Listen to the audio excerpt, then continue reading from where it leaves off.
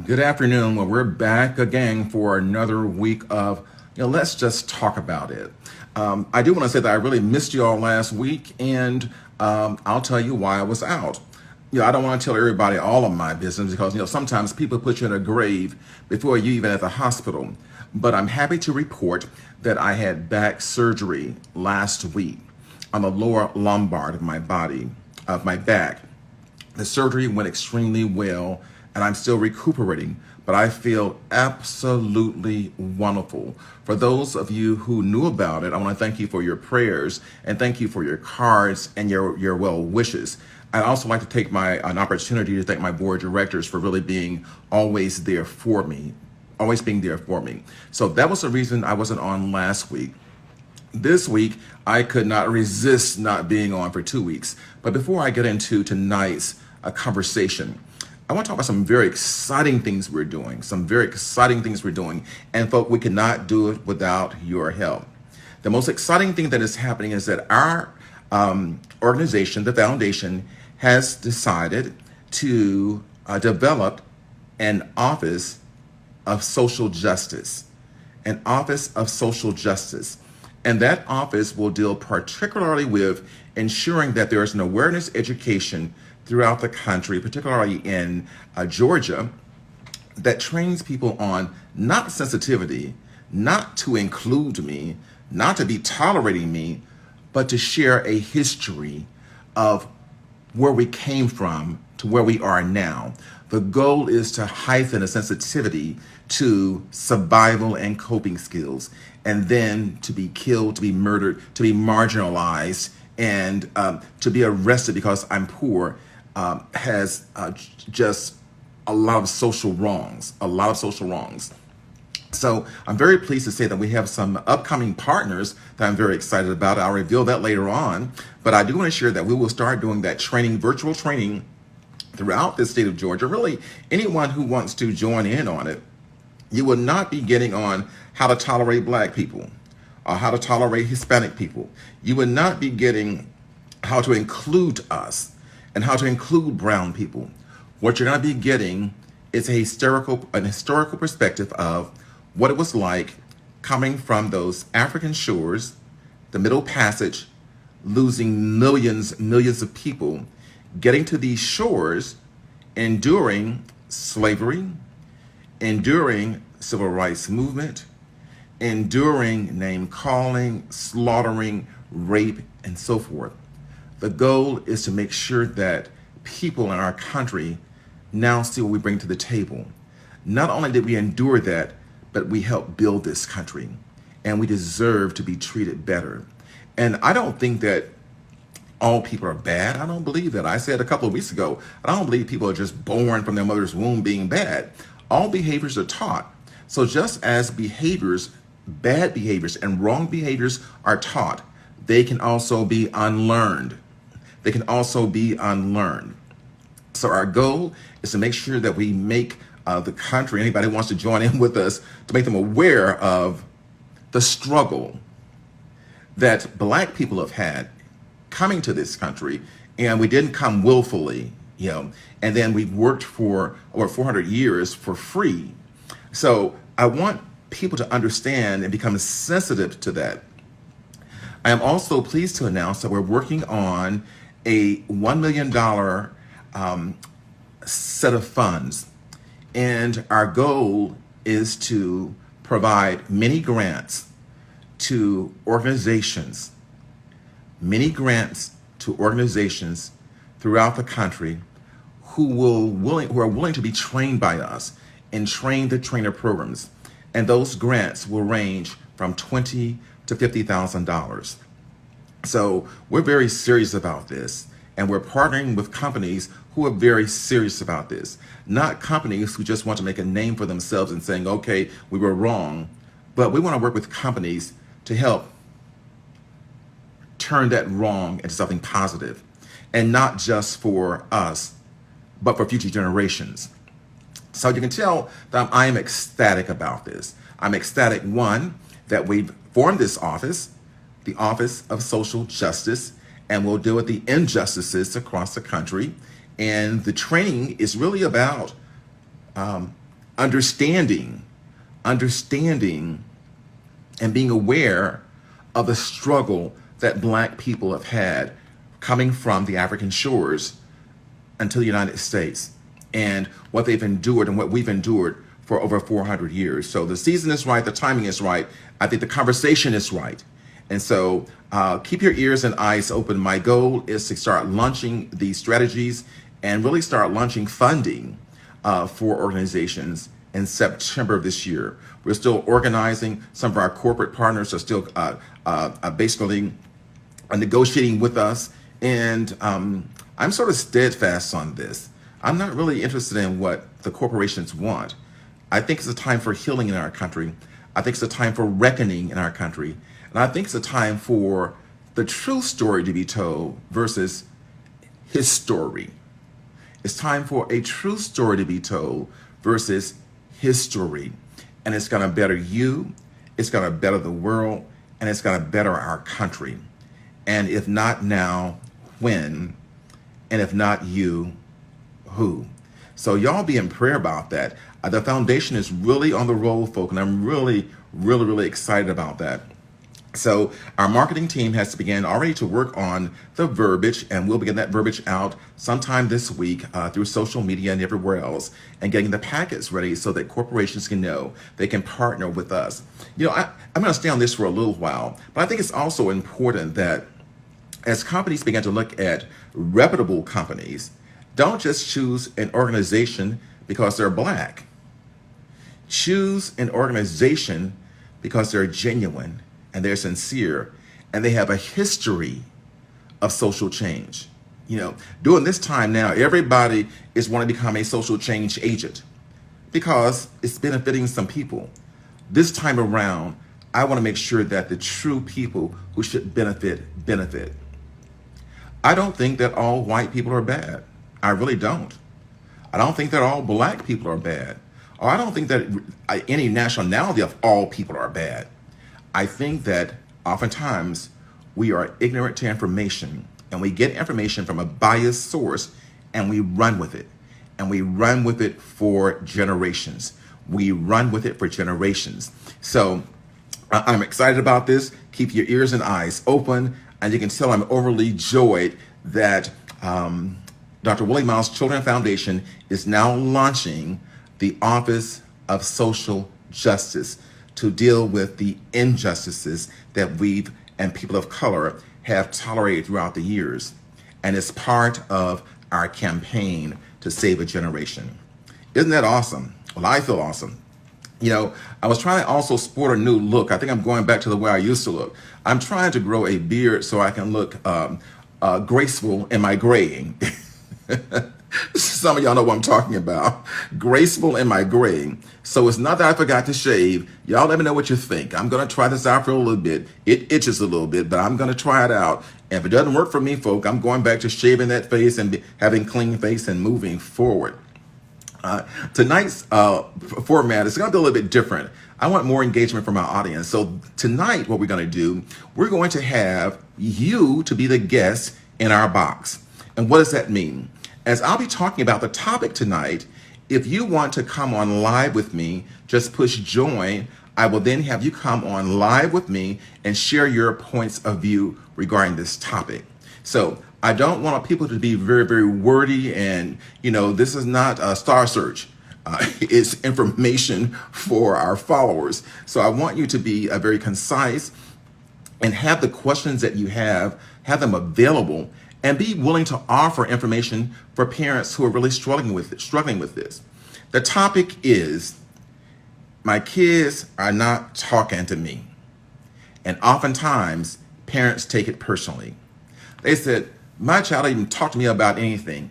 And what have I done? My child doesn't talk to me. Talk to everybody else except me. What have I done? Well, what kind of child did I raise? Well, tonight we're going to talk about not what kind of child did you raise, but what kind of parent are you going to be, and how are you going to allow those young people to explore their own areas, define their own topics, and discuss with you things they feel comfortable in discussing with you. I will share with you, though, you can't start talking about want to have a conversation with young people when they turn 14. you must have had that conversation and the rapport with your children from day one. And the day one is having your child to understand they can talk to you about anything without you being judgmental. It's very easy for us to be judgmental. Oh, that sounds wrong. When I was being raised, that wasn't happening. Well, sometimes our young people need you just to listen. And I tell parents all the time, and I tell students this all the time, God gave us 2 ears and 1 mouth for a very specific reason.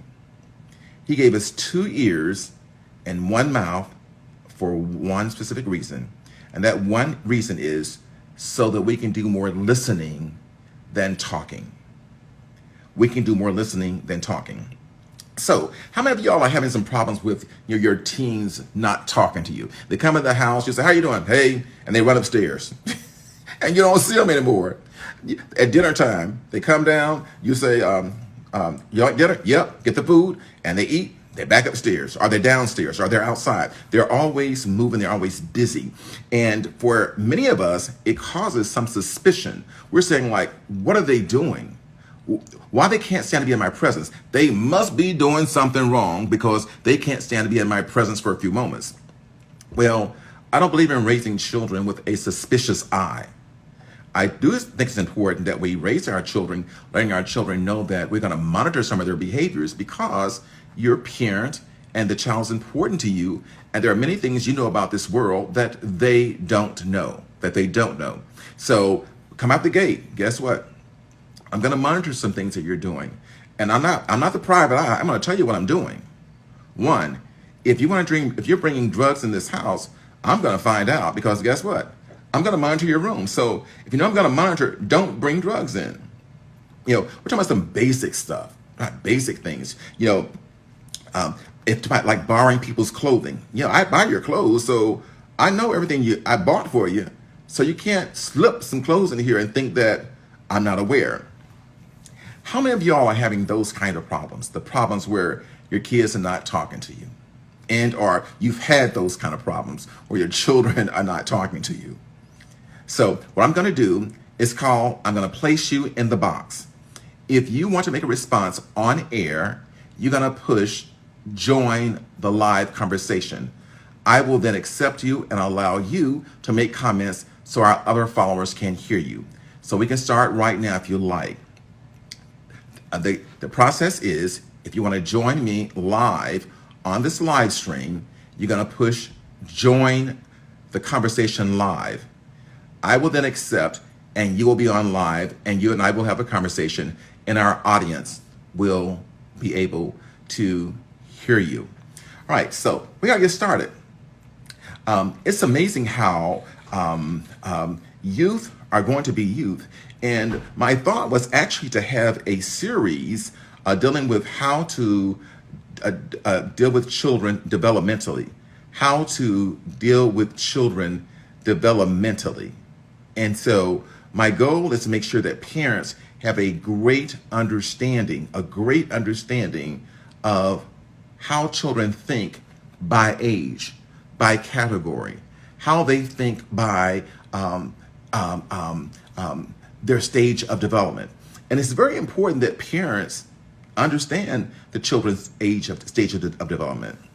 We know that 3-year-olds are going to be very talkative, and they're going to want to be around you all the time. They're going to ask you questions, and you're going to answer those questions, and you're going to get tired of them asking you those questions. As they get older, they'll start asking their friends questions. As they get older, they'll start asking their peers the question. And as they get older, they'll start asking everyone else questions except you. That's why it's very important that you allow your children to express their feelings and be able to answer any question that you may have for them. And that's the importance of establishing a great relationship with your children from the beginning, a great relationship with your children from the very, very beginning. All right, so at this point, I'm now going to open the box up for anyone who wants to join me live and to ask any particular questions.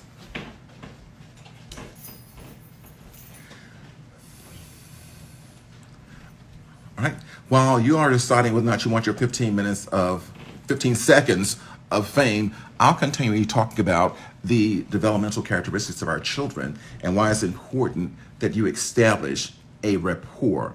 Now, I didn't say a friendship. There's a difference between rapport with your children and a friendship. You're going to find that some parents like to say, oh, my daughter is my best friend, or my son is my best friend. That's when you begin to blur the line between being a parent and a friend. And some people say, well, guess what? Can I be both? If you're willing to walk that line, I prefer to say, I'm your parent always, and I'm going to love you better than any friend. But as a parent, you're going to always get it from me raw. As a parent, you're going to always get it from me as from a protective point of view. As a parent, I'm going to respect your thoughts. At the end of the day, it's going to be your decision. With your friends will tell you things just to agree with you. Your friends will have you walk down a dead-end road just because you say, I want to do that. And a parent is not going to do that. Otherwise, they would not be a responsible parent. They would not be a responsible parent. So it's very important that as you begin to do this child rearing, and not only child rearing, but having conversations with your children, that you establish what the role of parent is, and that you establish what the role of the child is. A faithful father wrote, we have to be strategic in our discussions with our children. And I'm going to ask Faithful Father if you want to join me on live. I want to hear more about what you mean by that, if you're interested.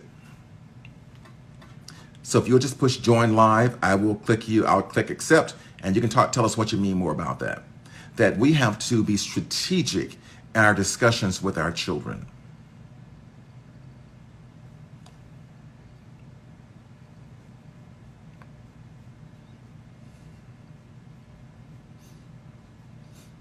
Okay, he's not joining us live. Maybe he's trying to click on right now. But I think I kind of understand it. You know, raising children and developing families is not a guessing situation. And it should not be a guessing situation. And raising children should not be a trial and error situation. It shouldn't be a testing situation. Parents need to understand who they are, what their core values are, and what they want their children to get out of life. To get out of life. What are those core values in your family? You know, core value, tell them the truth.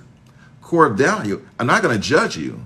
Core value is we're going to respect each other. Core value, so it's important that you have a set of core values. It's important that you have a set of core values so that you can understand what your family stands for. And so that your family can understand what you stand for. It's just very important that we focus on what our family should be versus what our family should not be, and make that happen and make it very, very clear. Make it very, very clear. So, is there anyone else who wants to join me? Faithful Father says, I'm trying to get on live. What you're going to do is make the request, say join live. I will then push accept, and you'll be on live with us. So a lot of parents, I tell parents this all the time, is that there should be a requirement that before anyone has children, they must go through a child development course. They must go through a child development course. And building anything else, there's a manual. There's a manual, and there's a process. And unfortunately, we don't always get the manual. We don't always get the manual.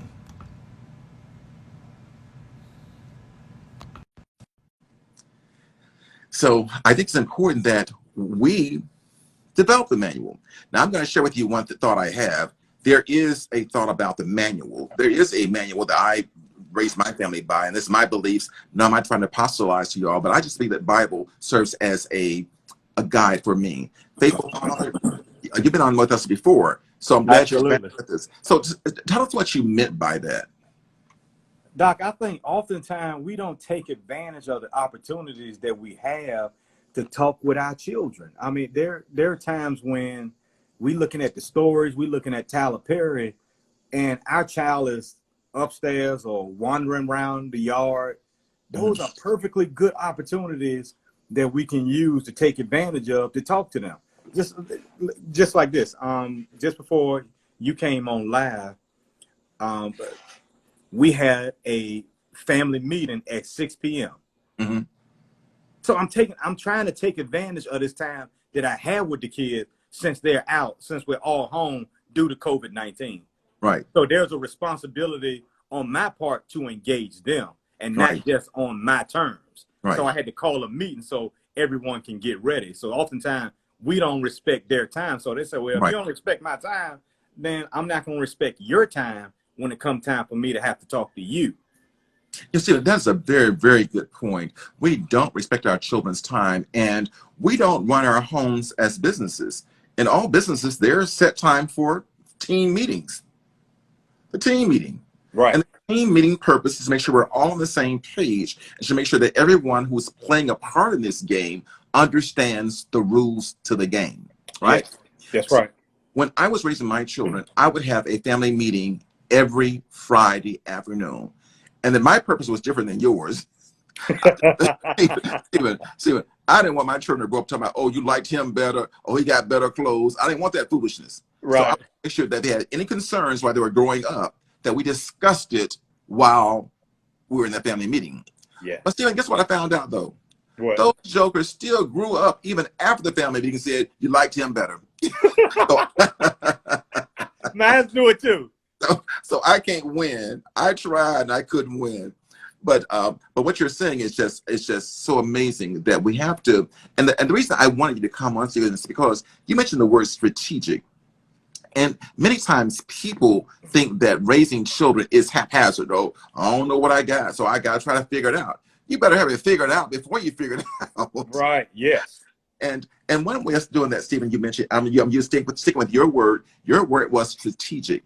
And that is knowing what you want your family to look like, knowing what values you want your children to have, and want your children to always know they can always talk to you because you're going to always tell them the truth, whether they like it or not.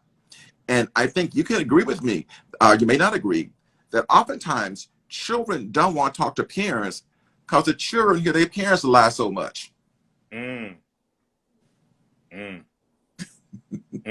I know I'm on somebody's street. Yeah, they have the parents lie and connive so much. They keep saying, well, what can they tell me if I heard them lying? I heard them conniving. I heard them sneaking around. Right. So I think what you said was just really important. I hope the listeners out there really grasp that you got to be strategic. And the topic is why the kids ain't talking to me. And so, Stephen, while you're on, I'm not sure who wants to go in the box, but I'm going to take advantage of you while you're on. Are kids supposed to always want to talk to you? Well, Doc, here's the reality in my household. They don't always want to talk. Mm-hmm. And there's sometimes when I want to invade their space and talk, and I get resistance in the form of quiet or hesitance. I'm like, hey, and then I got to backtrack and I say, Doc, is this not a good time? And they're like, no, Dad, I really don't feel like it. Okay, cool. Right. Because sometimes it's my house. Sometimes I'll just bust up in their room, my son's room. Hey, this going on. He'd be like, hey, Dad, I'm on the phone. Right. I gotta respect his space too. You gotta respect the space. And Stephen, that's one thing we don't do with our children, not all of us. We don't respect their space. And what angers me, parents act as if they own their children like they're a piece of property. Like, you ain't got no rights. You in my house, you ain't got no rights. I have said that too. Well, you came out of me. You my kid. So your time is my time. But I'm playing though, but I'm telling them, hey, man, I stopped it when my son said, well, you said we're supposed to be a family, and this ain't how a family operates. So so I stopped making all these demands, right? Talking and respecting them. But I think another important piece to this is that we have to respect their time and ask them, like you said, for time. I have a 7-year-old grandson, and his daddy was astonished because the grandson told him, of course I laughed, the grandson told him, Dad, I'm much too busy for you now. I will schedule you when I want to talk to you.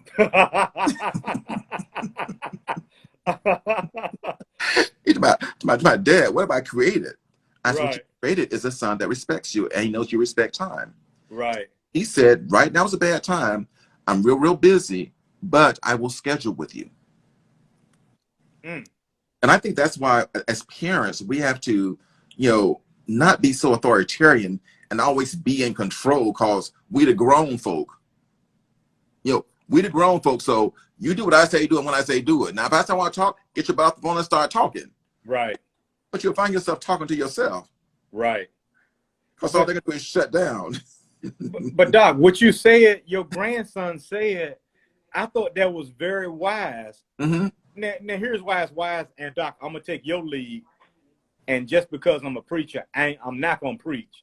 Mm-hmm. But there is a scripture in the word, in the Bible, that says, teach us to number our days. Yes. That I may gain a heart of wisdom. So that Mm-hmm. means, with the time that I've been allotted, this 24 hours, I got to take care of it. And that's what your 7-year-old grandson was saying. Hey, I'm taking care of the time that I have allotted to me today. Mm-hmm. And that would have astonished me hearing that from a 70-year-old. Yeah, he was a 7-year-old. And Stephen, the thing I thought about it was that I said, well, that means that he is strategically managing his time. It's not for me to judge what he's doing is important or not. He may be playing a game, but guess what? That is his time. I did not schedule with him. This is not a critical moment. So guess what? Okay, son, when do you want to talk? My grandson told him, I'll be ready by 5. Oh, wow. Wow. And I think that's the kind of relationship we should have, because then our kids will respect us. Oh, there's wifey. Oh, finally. Hey, come on in. Yeah, your husband is doing a great job. And guess what? He's not even our guest. We are. we're just pop-ins tonight. We're pop-ins because I want to do this a little bit differently. I want to have a guest in the box. In other words, if somebody wanted to log on and join them, I want them to join us live, because this is a conversation that all parents will have. Now, since wifey is on, I want to ask you a question to the wife, and that is, do you expect your son to talk to you the same way he talks to dad? No. Give me some more. Tell me why. Because there are some men things that he talks to him. Mm-hmm. So I think I would feel uncomfortable talking about men things like they talk about men things. Now we do talk about men things, mm-hmm. but not in the depth that he may discuss them with them.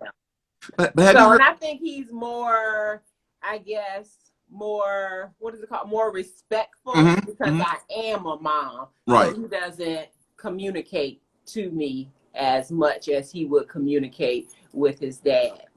Well, I'm going on the line with this one. But have you heard women in a beauty shop come out? I'm the mom and the dad, and he gonna talk to me about everything. I don't care what he said, because the dad ain't no good. I'm the mom and the dad. Give me some feedback on that. I've heard it, mm-hmm. and I understand how they feel, because if there isn't a father present, I guess they feel like they have to fill that void. But yet, even though they think they're filling that void, mm-hmm. they're truly not. Right. So it's like an imitation father. It's amazing, Stephen. It's amazing she said that, because I'm also a therapist, right? And I'm treating a young man who is from a single mother, and the mother insists that her son talk to her about puberty, and I'm saying he's not going to do that. He is not going to talk about puberty to you, because he's a male, and you're not going to understand it, first of all. And someone said, Dr. Miles, what do you mean you don't understand it? I'm just going to get very raw. I told the mother, I said, so how do you explain to him that as an adolescent, he will have 20 erections a night? How do you explain that? How do you tell that boy that? But a man can tell the boy that because you have an erection doesn't mean sex. It means your body's changing. It means your hormones are changing. And so it's those kind of discussions that I think that that should be occurring, and women can't teach boys that. Just like Stephen can't teach his daughters about menstrual cycles. You know, he can tell it from his perspective, but guess what? He doesn't have one. So it's well, Amen. you're saying he may have one of those moods, right? Oh, I agree. We have our own little stuff going on. We have some mood stuff going on too. But I think it's just important that we respect the roles. And I think it's also important that we respect like people because a kid has a dad at home doesn't mean that he has a father at home. That's true. You with me? And because there are many men in the house, but if you ask a kid if a man is there, they say it's just like he ain't there. That's so true. my whole point is that I want to try to create this environment with our audience that says, allow your children to be children and help guide them. For instance, if there's no father in the home, you then can help him choose a father figure or a male figure But you got to make sure, though, that whomever you choose have the same standards you have. Mm-hmm. Have the same standards you have. And part of this communications, y'all, our lack of communications is because in many of our families, we don't have a set of standards. And I know y'all do already because I met your children. You all have a set of standards. But the kid doesn't know what they can talk to you about. What do y'all think? Do y'all think kids should be so open when they can say, listen, Mom, I want to talk to you about something. And Dad, I want to talk to you about something. And it's personal versus, I'm scared to talk about this to Dad because it's kind of personal and kind of private. I can't tell Mom about this because it's kind of personal, kind of private. Give me some feedback on that. Oh, Doc, look, while we were talking, my son came here and sat beside me as well. This is my oldest son here. So he is available if you got a question for him. But as far as your question that you just asked about when they have something personal that they want to tell me, I think what I do, Doc, is I open the door to let them know, hey, you know what? And I just had this conversation with my son because he just turned, how old, son? 15 years old. So I already know his body is changing. So guess what? I just had a discussion with him when he turned 15 in March. I said, hey, son, I've been 15 before. And that's when we started having another dialogue, another series of dialogues about, number one, his body changing, and number two, his feelings towards the opposite sex. Yeah. And his feelings toward the same sex. Right. So we don't want to assume that our children are heterosexual. And that's another area that we have to work with parents. We have to stop saying this is what they are. And we have to ask. I have a number of young people that I'm actually counseling that's dealing with the LGBTQ, right? Right. What I ask them is, how do you identify? Because you're a boy. And many of them say, I identify as she. So as a therapist, my role is to identify him as a she. And that's why I think our kids would be honest with them, Stephen, that simply says that I should be able to talk to him about anything. I'm talking gender identity, dating, all kinds of stuff. And the only reason they can talk to you about that stuff is if they trust you. Right. If they trust you. And you want to embarrass them. Right. Right? So, son is here. Y'all playing this, didn't you? Y'all knew I was coming on tonight. Stephen got his whole family ready. Got the whole Doc, I'm in my workspace, and look, when I'm in my workspace, they come and invade it. Yeah, but I want to keep Mom there too. So, but son, I want to ask you a question. It's talking about children who get angry with parents and don't always want to talk to your parents. Have you ever been in a situation where you don't always want to talk to them? Yes. Yeah, and don't give me all the details, but what was what was it about? And two, do you think they respected you? Are these the well, what you really got on? Were you arrested? So give me some feedback on that. Yeah, first to begin with, yeah, I already know they respect me because because we just got that bond and we just know how to respect each other. And for example, I think one time, I think something will happen at school and it'll just be some drama, and I just don't want to bring it into the house, so I just won't tell nobody, even though it's on my heart and I want to get it out, but I just don't want to tell anybody and just don't want to share it. See, now I need you and Mom to address that, because he said something there that's very significant, but there's a way he should be able to address it. So do y'all want to address him like that he should always feel comfortable? Well, I think I leave the door open, Doc, for Mm. him to be able to share it when he gets ready. Because every day he comes home, we digest. Hey, what happened? What happened at school? What happened at football practice? Mm. But you know what? Oftentimes, Doc, I'll ask him questions and I'll forget what I'm asking. I'll ask him a closing question and I'll get yes, no. So then Right. it prompts me to ask. So, what was the best part of your day? What was the worst part of your day? If you can change anything about your day to get the discussion flowing.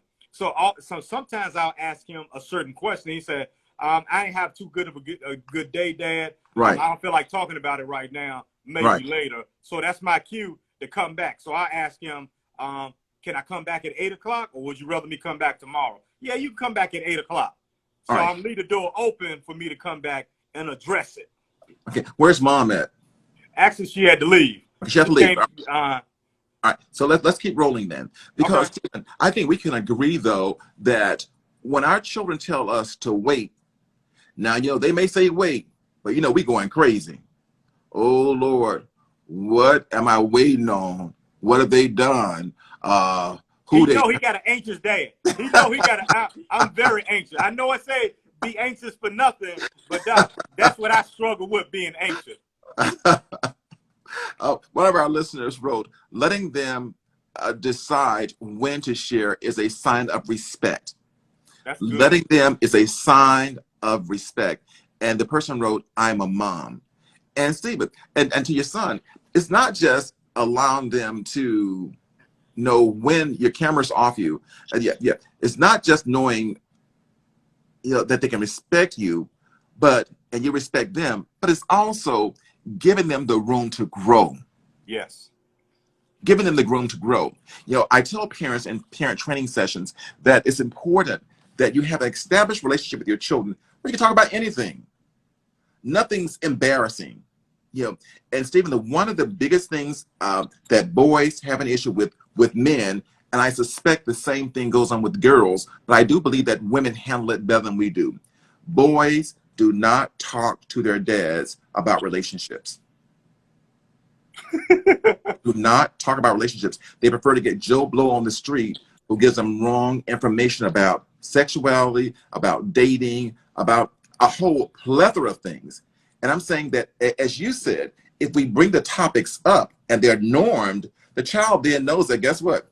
We already talked about this, so I'm going to bring it up anyway because it's part of the conversation. Are you with me? I'm with you. All right. So oftentimes our young people think that if I bring this up, oh, dad going to think I ain't respectful. No, what dad's going to think is that you respect him because you came to him to get the advice. One of our people wrote also, as parents, our parenting skills and styles have to grow with our kids. Now, that's a mouthful. That's good. That's a mouthful. Stephen, you're the only brave person, and nobody else wants to come on in the box because these are some very good comments. We have to grow with our children, right? Descendants Marquis need to come up and explain that. That was good. And Doc, you said a mouthful when you said, and I like what Descendants Marquis said as well, as far as growing with our kids. See, the conversation about me respecting my son's boundary started when he was born. That ain't just start. And oftentimes we try to start conversations with them when they teenagers, when the conversation should have started when they was still in the crib. I'm telling you, so true. We should have established boundaries then, letting them sleep in the bed with us until they're 10 years old. Mm-hmm. Mm-hmm. Yeah, look, coming indoors unlocked. I mean, right. we got to establish boundaries with our children from the beginning.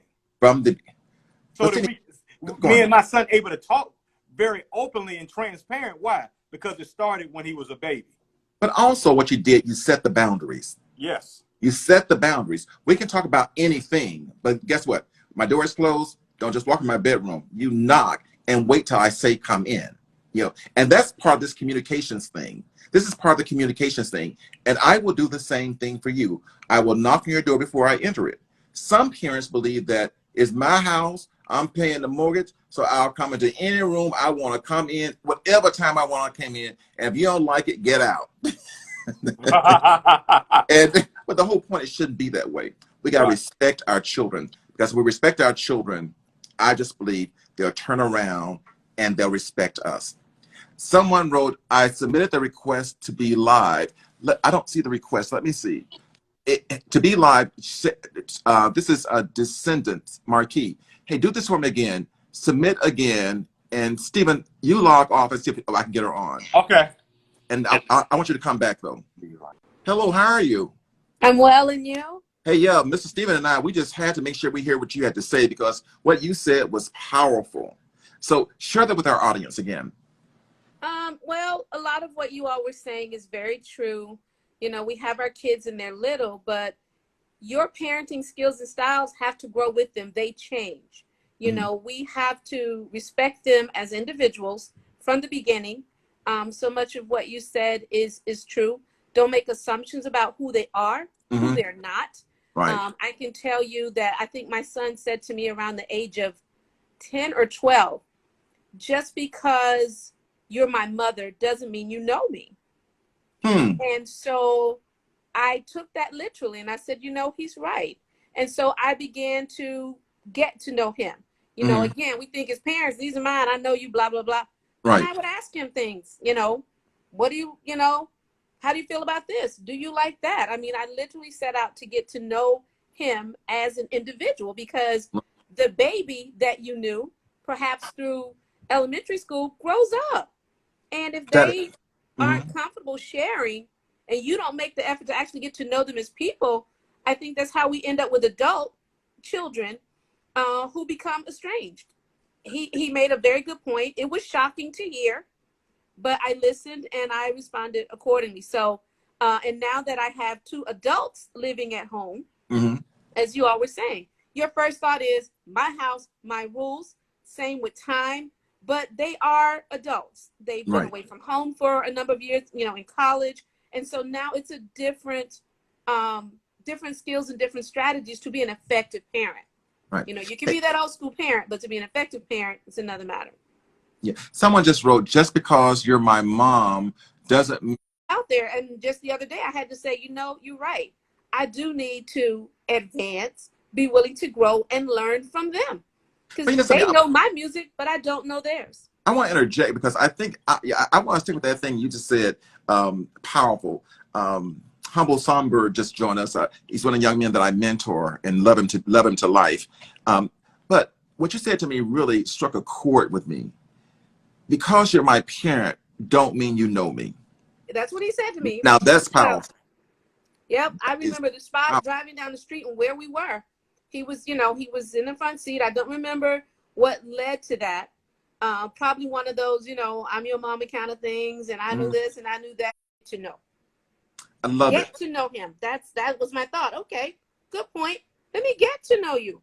And you know, our children can all be different. I have one that is a very talks a lot, and I have one that's very quiet. So getting to know him meant spending time in his space, sometimes without talking, or waiting until he was ready to talk, but just being there. You know, they're very different. And there's times when, you know, you ask questions. Once he said that to me, you know, I really became curious about the kind of things you would ask someone you just met. What is your favorite color? I have a question. I have a question. What do you do professionally? I'm an educator. All right. And That's so, a second career. Right. So it's kind of interesting that for some reason, that statement has shaken my core. And it seems like it's sort of like a workshop title that says, get to know your children. Because you have them, don't mean you know them. Get to know the people that they are. And again, this wasn't like a high school student that said this to me. Okay. So that was a shock. You know, again, I could understand if by the time you're high school, you know, okay. But no, this was a young man. Very simple. Just because you're my mom doesn't mean you know me. And he continues today to, you know, assert his independence. And I continue to get to know him as a person. You know, and respect his boundaries. I think that's kind of interesting also, because the key part of this is that if we truly believe that in the developmental model says that kids change as they get older. Absolutely. So why shouldn't we want to get to know our kids as they're changing? Exactly. You know, And we truth be told, we sometimes wonder, my husband and I had often said that, we wondered what they were going to look like when they were born. We wondered what the toddlers would be. We wondered what the preteen would be. And so you wonder, what they're going to look like at these different phases. But there's also the question of who are they at these phases? yes, Right. What things have made an impression on them? yeah, And sometimes parents can test themselves. Do you know how they spend their time? Do you know what their favorite show is? Do you even know who their best friends are and what they think and how they think? the Because, basic thing. right. Have you listened to their music? Music, there's been a big cross between my generation and theirs in music. So for the most part, I wasn't listening, bottom Right. line. And interestingly enough, when I realized, which they brought to my point, when I realized that they knew my music, they know Sam Cooke, they know Motown, they know all my music, but I don't know theirs. So guess Well, what? The roles have flipped. I still don't know theirs. I'm trying to But get it, but I'm a music, slow learner. two things. Music influences who they are. And honestly, as I started listening to their music, I realized it was not what I thought it was. Right. They're listening to some very deep stuff. The lyrics are deep. The meaning. Sometimes it may be expressed in a somewhat raw manner, but that's their world and generation. But I like their music. I want to share with you what one of our readers said. And Stephen Turner is faithful father on here, and he's always supporting us. He's always on. But he just put something in. He says, everybody is adapting and growing, but parents. Exactly. I mean, these And are honestly, awesome. These are awesome workshop titles. right. And that's when you lose touch with them. That's the bottom line. You lose touch. I've often heard some of my relatives explain that my dad, for instance, was a communicator and spoke with us very early ages, as in a mature sense, not in a baby sense. Right. And I think I've done the same with my children because, my daughter, for instance, will come back to me and said, "Mom, I'm shocked about what people are not telling their parents." She said, "I guess I just took for granted that, people talk the way we do." I have a question for you because we're running out of time. And Stephen, I'd like for you and any other listeners to also join in on this. But is there a difference in the way that boys communicate and girls communicate? In my household, a huge difference. A huge difference. Now, you've got personality, but I have to say I'm also one of those who not only believed that there's a point. I believe that children need different parents at different times of their lives. So when both of my children were young, they needed a nurturer, and I was there. And that's not to say they stopped needing that, but then there's also a time when they need what they get from their father. Exactly. So I have never believed, and I can almost pinpoint the time when I just said point blank, my role as a mother with my son is limited. This is now male territory. I mean, I can't tell. They're just, to me, it's just a natural course of things. Right. Where, yeah. But yeah, I was going to share with you, this is a new way of thinking because oftentimes parents think that they own all the territory. No. And I think what Stephen said is complementary to what you're saying, is that what the son was saying is that, come up with the times. But not only just come up with the times, I see it even deeper. If you love me, get to know me. Yeah. And, I think, not to generalize or be sexist, right. But sometimes I think men are more practical. Yep. And so I think my son is a very practical person. If I don't need it, don't bother me. Right. We had another or situation or condition in our family, and not to go into details, but at one point, again, as a 18, 19-year-old, he said, "Mom, don't ask me about that anymore. There's nothing you can do about it. I got it." Again, shocked, but this is a young man saying, "I got this, Mom, and this is not your territory. This is not your area." And not only that, but you're not a helicopter parent. You're not a helicopter parent, and this is getting to know them and then respecting it. Because, I'm not gonna lie. There's a part of me that wanted to say, "Excuse me," I'll always ask you blah, blah, blah, blah, blah. But the more rational part of me calmed down, had to take a moment and exhale on it, and then realize that he was right. I mean, but what's interesting though?